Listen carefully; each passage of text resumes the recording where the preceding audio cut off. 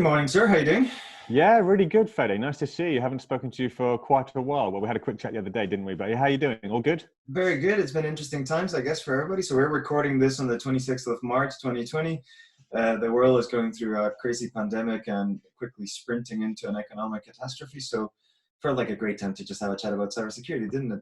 Yeah, it did indeed. I mean, I'm a massive fan of science fiction and apocalypse dramas, but I honestly thought I would never actually be part of a real one. I know. So It feels dystopian to say the least. And it it went does. really quickly, didn't it? It went from team meetings and Nespressos and Starbucks to full-on apocalyptic hoarding of toilet paper without any form of introduction. Yeah. I mean, I think it's important that we keep moving.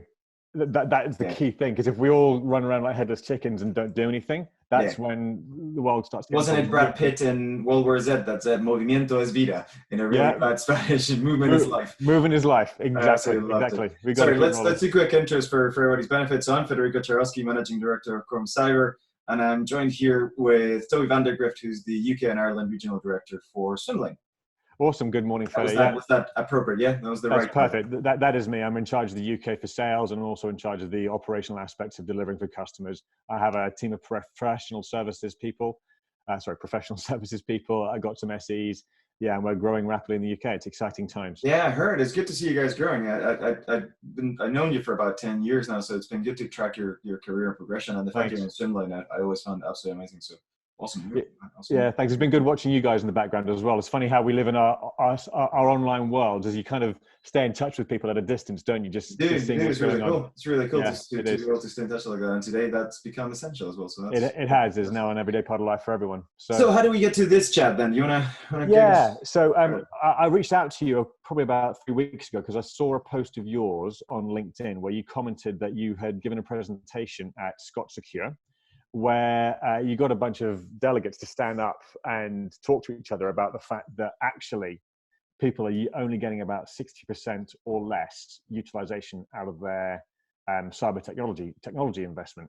And Yeah. that kind of hit at my heart. It really struck me because I'm experiencing similar kind of discussions, and we actually have some hard business data around that because I do security orchestration and automation and response to the SOAR market. We now have some pretty hard data from actual customer information. Which is much better than my methodology was Yeah, completely invented on the spot, basically. So the exercise that you're mentioning was actually quite interesting because I'd been doing this kind of non-official customer benchmark of my and the key driver here was I keep hearing people saying that cybersecurity is underinvestment and then that we're not getting funded accordingly. And I've always kind of intrinsically or instinctively wanted to, to some degree, blame it on we are not explaining the problem right to the budget holders, right? So yeah, whereas most people that are feeling this say, well, actually, I explained it to my board, but the board just doesn't believe this is important. That is not my empirical experience. And my intuition tells me that when I'm talking to boards as a consultant, I actually get the feeling that boards are intrinsically interested in this and they're really motivated to solving the problem. The problem is that the conversation is not happening in the right way. yeah, The IT security director, whatever that role is, talking about the problem to the board is not explaining the problem correctly. Thus goes away saying they don't care because they don't want to give me more money. When the reality is the board doesn't really understand how that money is being yeah, used. So I started going down the path of the what if actually the biggest threat actor that we have at the moment isn't a nationwide APT or a particularly financially motivated actor? What if we spin this around saying we are the self-fulfilling worst actor because we are the ones that are not achieving the investment that we need or achieving the benefit that we need. So, and that's what prompted the exercise, right? So the exercise was aimed at everyone in the room to stand up, sit down if you feel that 90% of your investment is being used properly and you only have like a 10% slack and nobody sits down. 80% of your investment is being used to full extent and you have 20% slack. Nobody sits down. We kept going, and only when I reached 60% did people sit down. That means 40% of the money they've spent, they've already been given, isn't doing anything for them, or they feel is not returning any value. And so the invitation to that talk, which I love that you love, and I love that you have better data than this, because that highly constitutes data. That's just an anecdote. yeah, 40% of that money that you've already been entrusted with is going to be wasted. But then you're complaining as an IT director that when you go to ask for more money, people are not giving it to you. And that felt like a massive lack of self-awareness. We cannot go and ask for more money if we're at the same time accepting that 40% of the money they've already given us has been wasted. It's a dichotomy, isn't it? Because and the IT people, the security people, it's a genuine feeling they have that they don't have enough money, but it's manifesting itself and being articulated in two different ways that people aren't really grasping.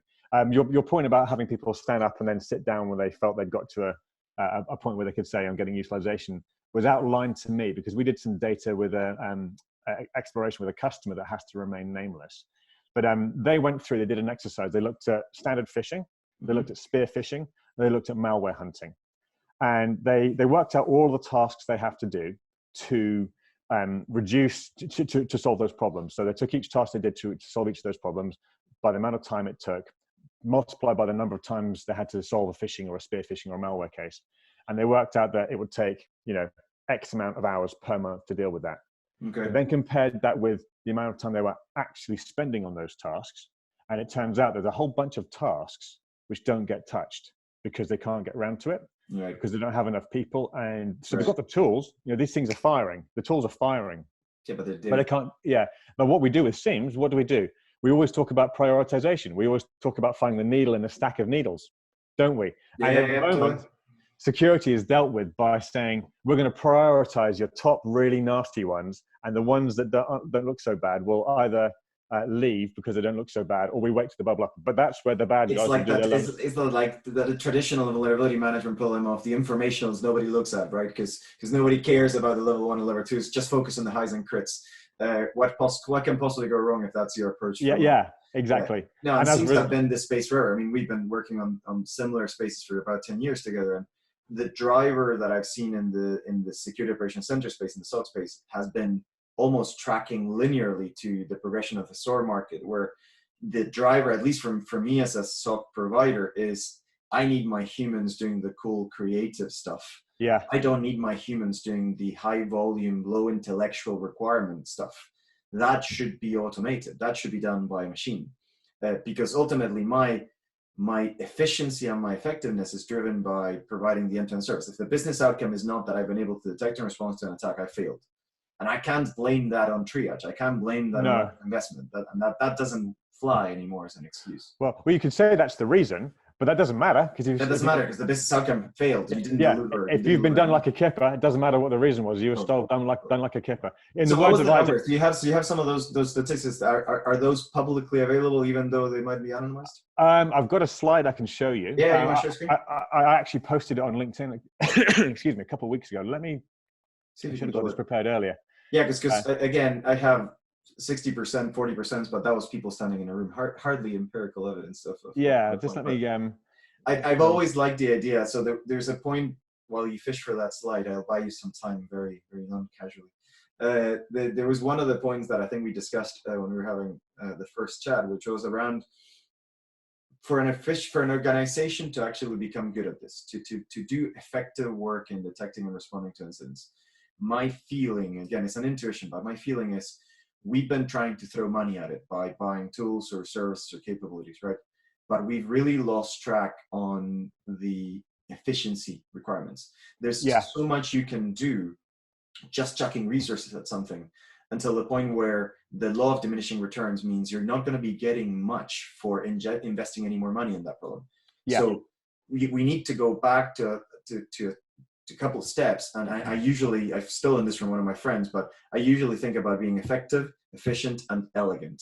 And I think that efficiency and that elegance is the ones that we've been able to, as an industry, I think, grow a lot in the last couple of years because of things like SOAR, right? And even because of things like the new SIEMs, like the cloud SIEMs. We are based on Azure Sentinel.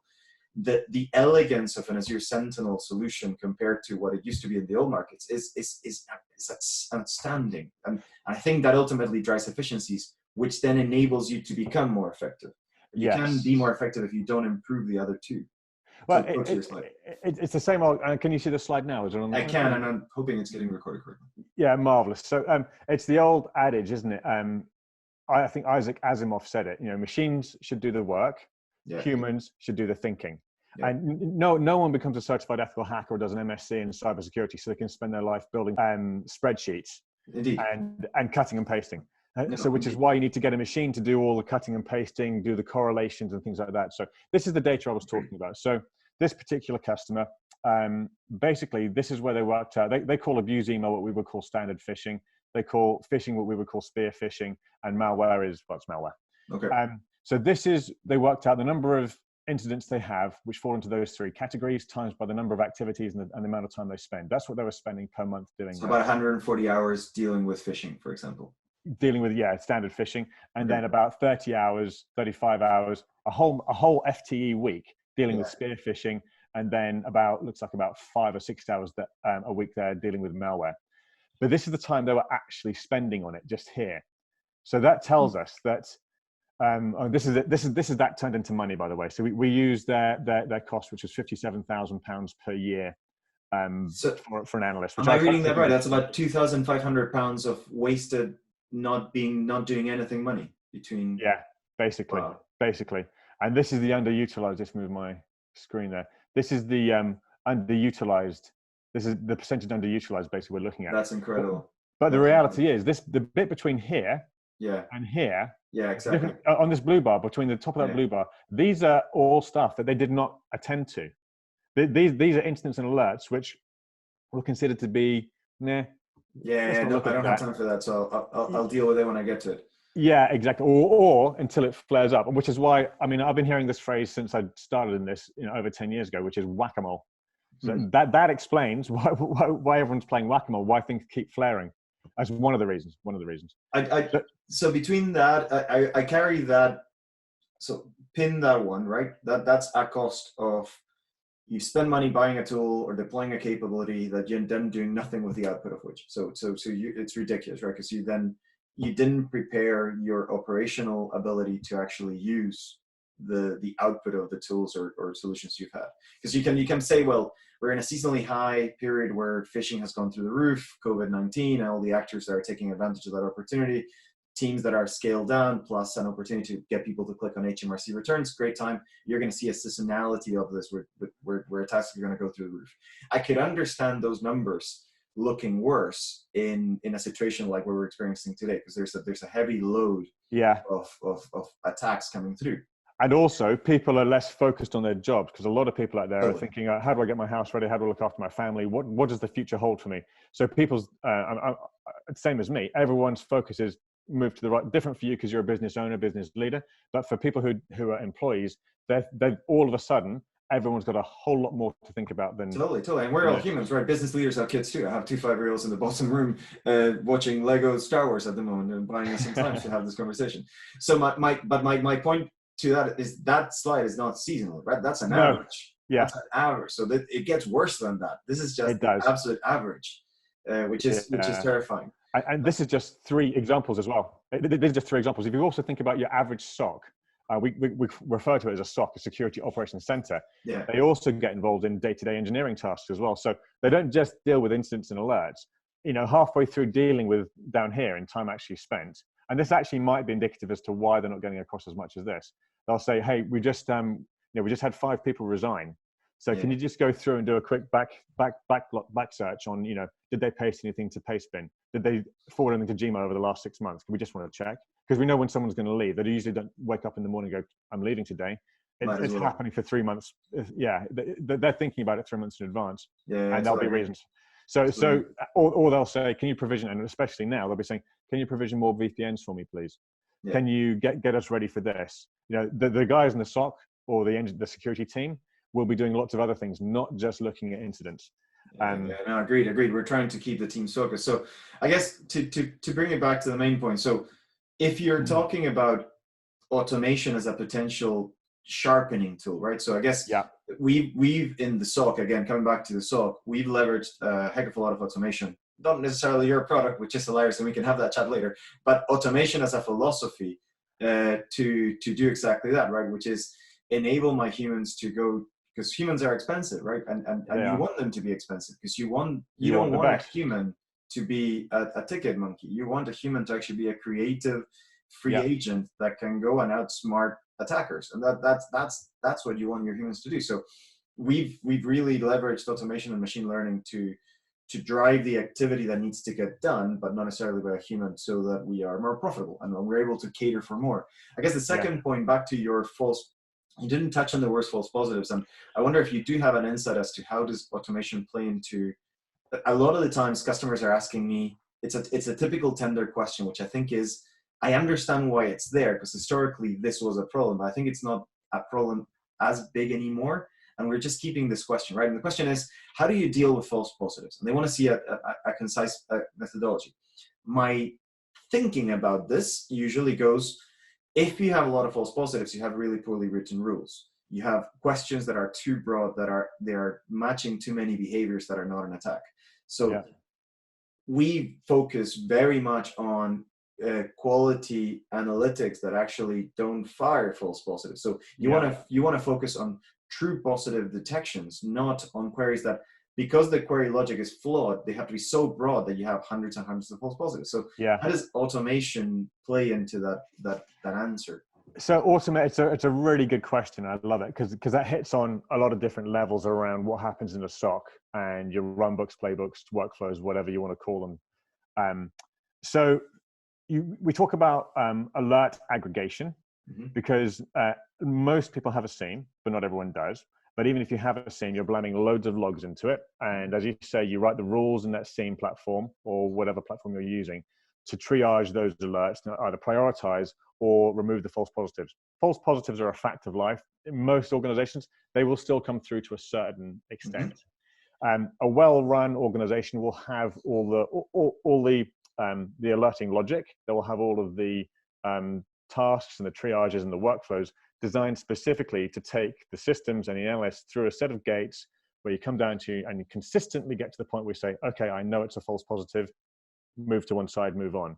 Or I know this is something bad, it needs further or could be something bad, further investigation required. It was either the policy was written wrong, or the policy is out of date and it's been superseded, or someone did something by accident, not necessarily evil, they just didn't know. It matched the behavior, it matched the IOCs of that particular analytic. Yeah, they just did something wrong and not knowing it. And then sometimes it is hit the big red button, go Marines, we have someone evil inside the wire. The trouble is, working through all of those things takes time. And once you've got to the point where it's into the point where it has to be looked at by a human, that's where all of the automations can come in. So instead of having a human work through these things step by step, you just simply get a machine. Sorry, my phone is ringing. You just simply get a machine to go through and work through those workflows until you get to the point where if it's obviously very quickly a false positive, the machines can get there. Our machines, swim lane, can get there and say false positive, remove it.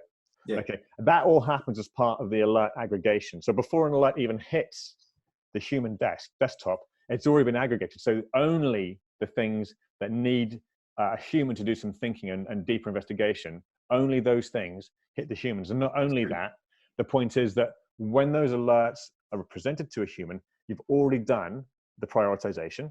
You've already done all of the data gathering and the data enrichment. Enrichment, which is essential in the triage. So I think that's the key, right? So there's two ways to become more efficient here that you're kind of outlining that I love. One is do more volume work quicker, so that your humans are not doing that, and also then lower your false positive ratio. If you're living with them, because you're still living in a scene that has been kind of written that way and your logic has been written that way, you need to lower those numbers. So those are rookie numbers, to quote the Wolf of Wall Street, and this is where you can become more efficient again. And again, all of that drives that ability for your humans to then do the real thing to become more effective. And I think that's where I think SOAR's big impact can be. Correctly. I agree with you entirely. It's going to deliver on the promise that Seams gave us 10 years ago. Indeed. And that's not that Seam is a bad technology. Don't get me wrong. I'm not saying that's a bad thing. And it's just not a silver bullet, right? It's part of a capability that needs to be optimized. It is. What it did, it gave us analytics and gave us a better view of what we were missing. And now we have to have the ability to get around everything. We're kind of going around saying you don't need to, don't run your security based on prioritization. You run your security on dealing with the problem. Don't just deal with the bad things. Deal with the risk.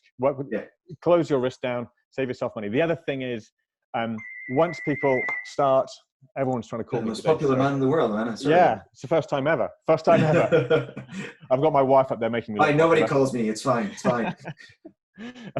Especially for someone who's been in sales all their life, having people ring and I'm actually hanging up on them. That literally never happens.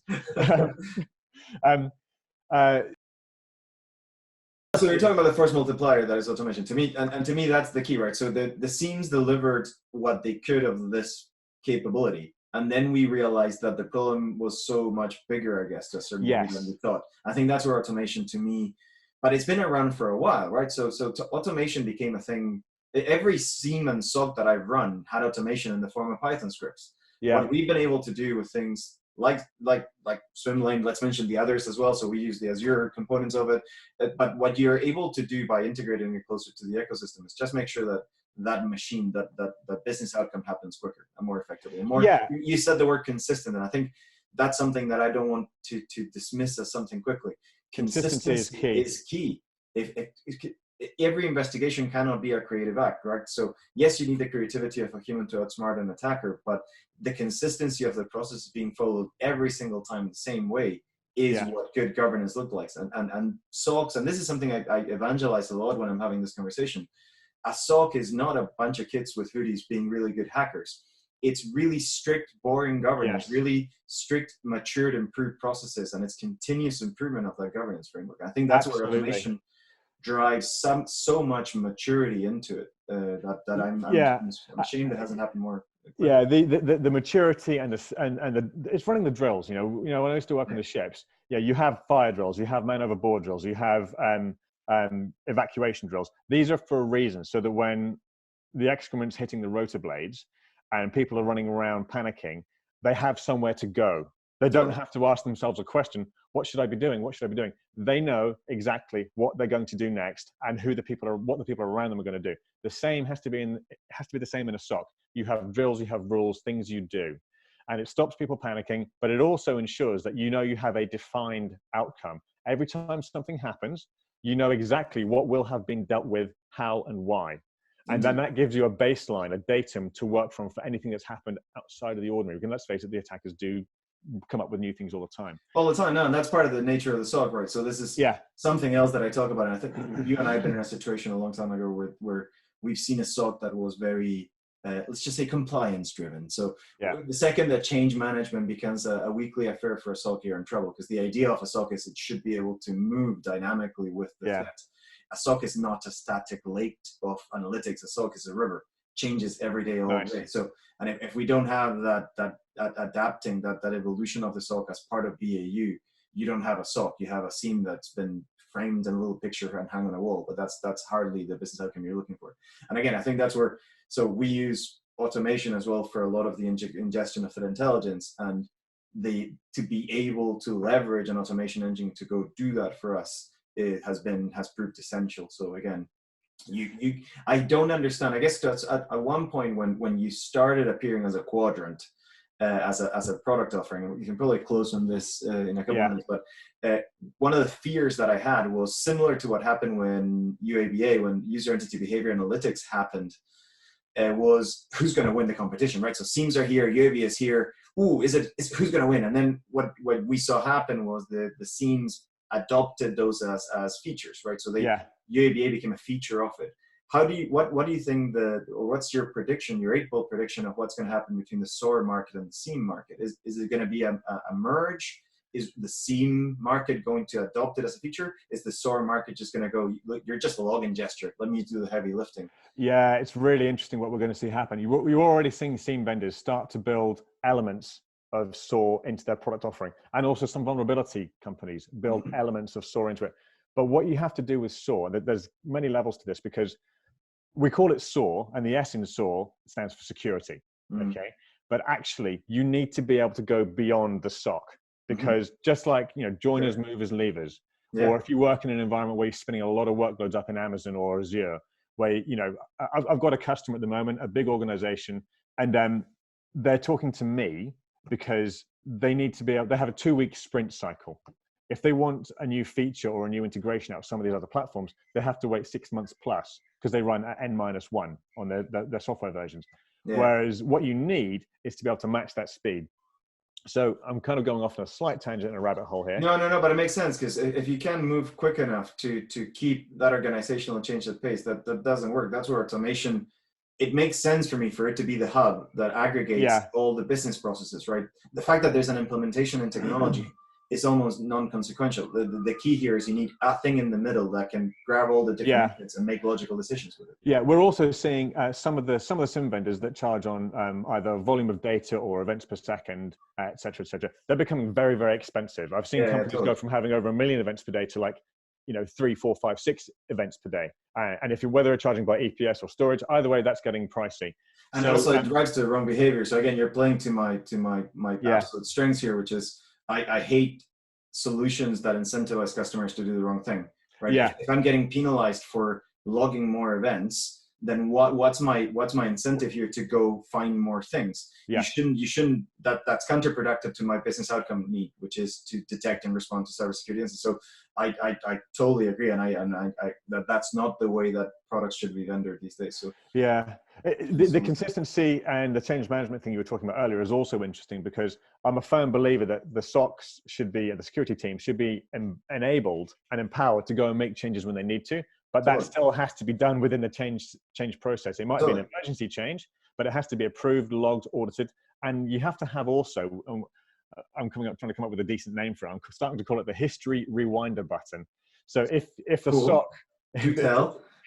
So the idea is, some environments are so sensitive that when they see something which is suspected possibly bad, they'll instantly block it, do something, stop it happening, because literally lives are at risk. Yeah. Okay.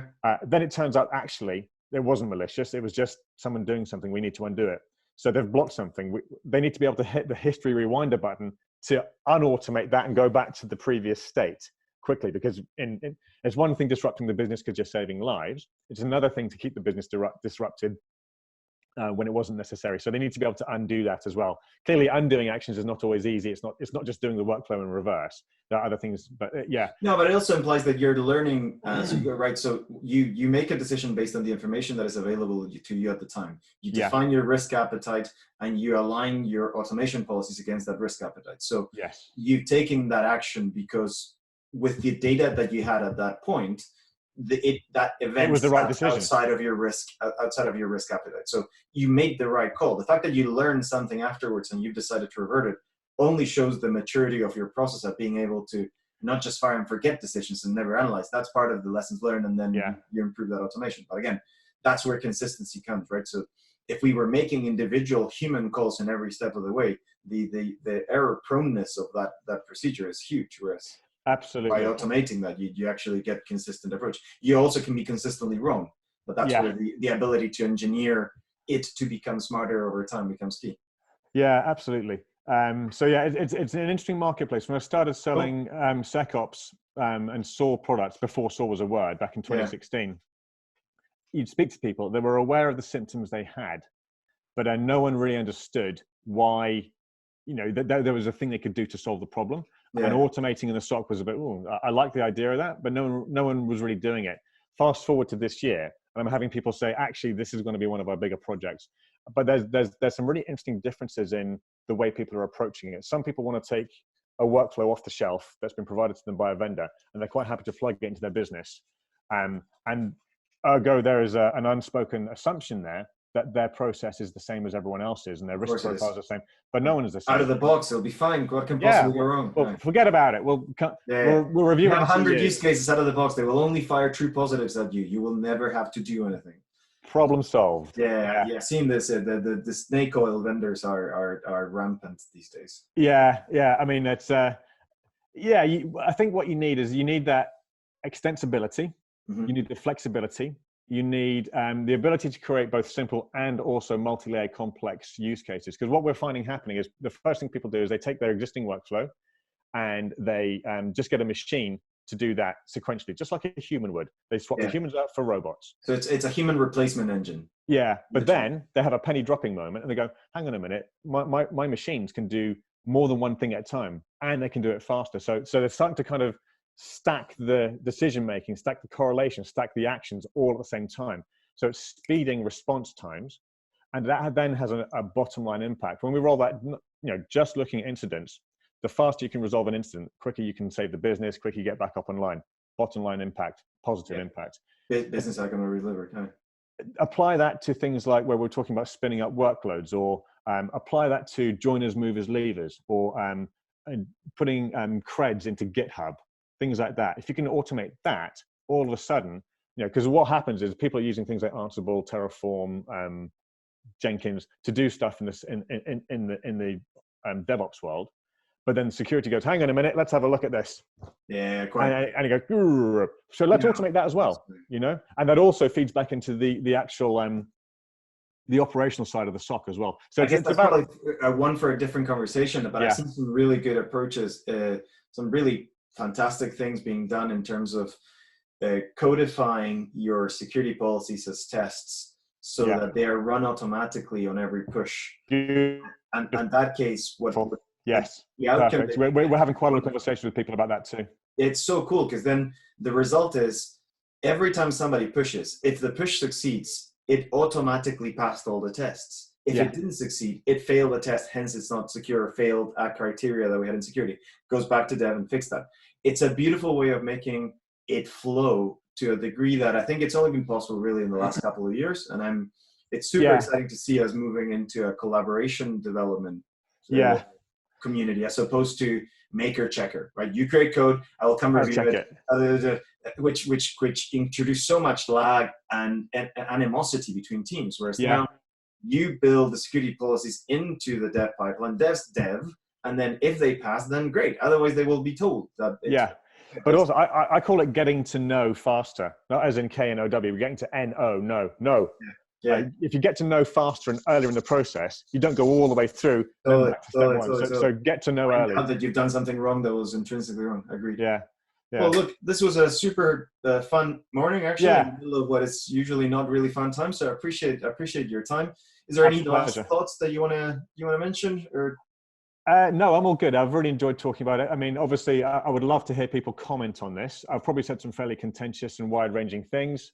So if anyone's got any comments, brands, I think we stayed on the right side of actually naming any vendors, which is always a good thing. But yeah, no, I totally agree. I think I want to see how far or away are we from hitting a nerve here. Does this idea of unused investment that you've already been given resonate? Is there a way that, given the economic crisis that we're walking into, I think more than ever being more effective without spending more money is going to be absolutely key. I've already had a customer tap me out 2 days ago saying, we need to reduce managed services costs. What can we do? I mean, well, first thing you can do is automate all that stuff that you're doing manually there and put those people. Give them my phone number, Fede. I'm very happy. I might ask for that referral agreement that we were talking about. So I think this is going to become a more pressing need than most. And I think from my perspective, the last one was we need to start arming boards and IT directors with the tools to understand the impact of their investment. If we are not defining investment based on the business outcome that you're providing with that, if you're just buying something because marketing or because compliance, that ship has sailed. We the world that we're walking into and that we've woken up to in 2020 doesn't have the slack to fund ego trips.